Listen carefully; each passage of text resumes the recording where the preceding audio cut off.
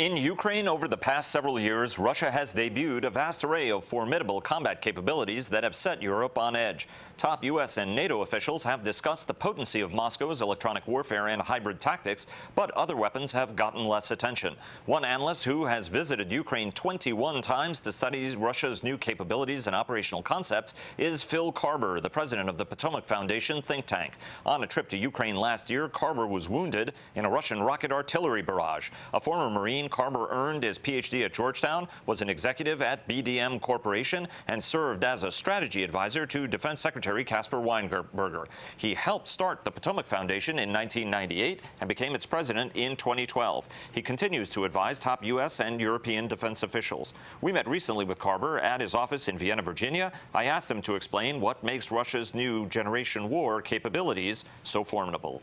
Yeah, the stuff that just absolutely surprised the hell out of me was electronic warfare. It's everywhere. It's dominant.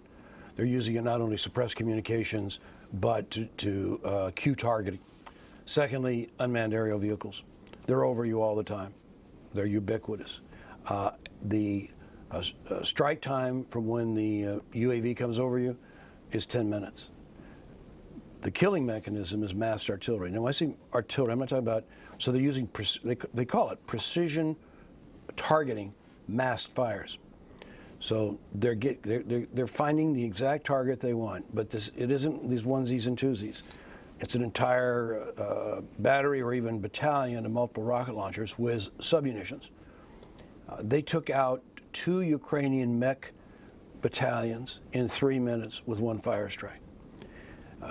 We haven't seen, our Army has not experienced this level of high-intensity war since, if we'd had a major fight on our hands in Desert Storm would have been it. So it's very much artillery is still king of battle, as the Russians have always looked at it, but now with the precise top attack dimension to it. So they're precise in finding the target, but unlike us, where we're sending one round against one tank or one vehicle, they're hitting it with multiple. They're also doing it with canisters. So you're having all these submunitions, scatterable mines, the top attack, a weapon that revolutionized the Cold War, that scared the heck out of the Russian general staff. Ours is gone now. All of those munitions are gone, right, because we signed the Princess Di Convention. They now have them. So in the 80s, we'd say, oh, well, they have 3 times as much artillery, but we have 5 times more effective munitions. Now they have 3 times more artillery, we have a lot less artillery, and we do not have the effective munitions. It is a game plan for disaster. That, now combine that with our forces being light, so they're in light vehicles. Well, in this environment, light vehicles burn, and everybody goes up inside in them. You have entire squads, platoons burning up. Tanks is back, heavy armor is back. And we are not, you go around any of the active units in Europe today. And everything is a light unit. Everything's light. What are the broader implications, do you think, for the United States Army to rethink this, given how the Russians are looking at the future of warfare? Yeah, I understand the argument that, well, we want to have an army that does a lot of things because we live in an unknowable, complex world. The problem is if you don't define and focus on at least a major type of threat, then everything's general and your training gets lost, your procurement gets lost, your whole concept of how you fight gets lost. So at least a part of the Army, my guess is a third, ought to be focused on high-intensity major war in Europe. It's still one of our largest commitments. The Russians are doing plenty of things to be aggressive and to scare our allies.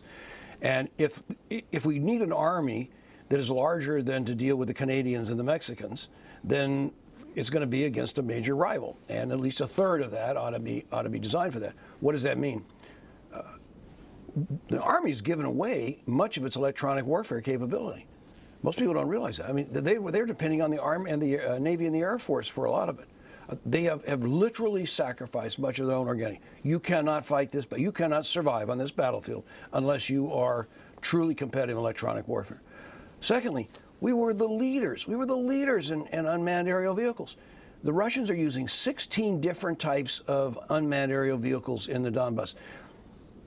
They just introduced an entire new form of warfare last week, which is unmanned aerial vehicle delivery of firestorm weapons. Right. And you go, wait a minute, bombing by UAVs? We're not talking about Predator. We're talking about systems designed to create thermobaric detonations. There's a whole revolution going on. And again, we were the leaders. We were the leaders in submunitions. It's gone. It's gone. We were the leaders in a survivable M1 tank. Where's our survivable infantry? The Army spent $1 billion on a thing called the Future Combat System, right? And what did the American taxpayer, let alone the troops, get out of it? Zero, right? It was canceled. Now you know that system is alive and well? You can buy that vehicle today and drive it in the Donbass, because the Russians produced it. A 21-ton tank, high-velocity gun, amphibious, air deliverable, and air droppable. And you go, what's wrong with our system? How would you rate how NATO has responded to the Russian threat? How would you grade the Very High Readiness Task Force, the European Readiness Initiative, all of those efforts that were designed to reassure NATO's allies? Well, today, and this was probably always true, but today, which NATO are you asking about? There's several NATOs. So there's the Baltics, there's the Poles, there's the people around the Baltic area, the Danes, the Norwegians, the Swedes, Finns, their hair is on fire. They are feeling threatened. The Russians, why Putin has done this is beyond me, because it's the most counterproductive thing. But he has just got out of his way to make them feel threatened, both verbally and with military deployments. So they're ready to go. They're spending a lot of efforts. The Brits are willing to support.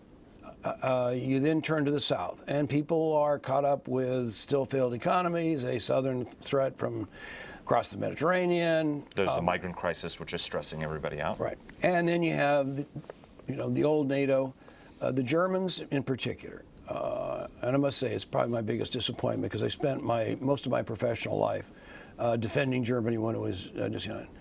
And it is amazing to see, to the extent to which both their military and their political response to Russia, that they've gutted their military. Gutted their military. And their political reaction has been essentially to appease the Russians. And so when you have these multiple NATOs, it requires a strong leadership. It requires somebody to come in with a vision and the effort to pull it together. You can't do that by leading from behind. And so our military guys, to the extent that they have the freedom to do so, are providing that traditional American initiative and ideas and efforts at integration.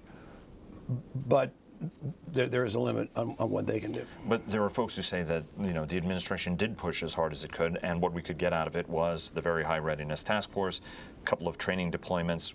A lot of the nations are just now starting to increase defense spending. I mean, in fact, most of them are making trade-offs. They're saying, hey, well, we'll get a little bit smaller if we're going to increase capabilities. For example, a lot of our European allies burned up a lot of capability or traded manpower in order to pay for deployments to Iraq and to Afghanistan, for example.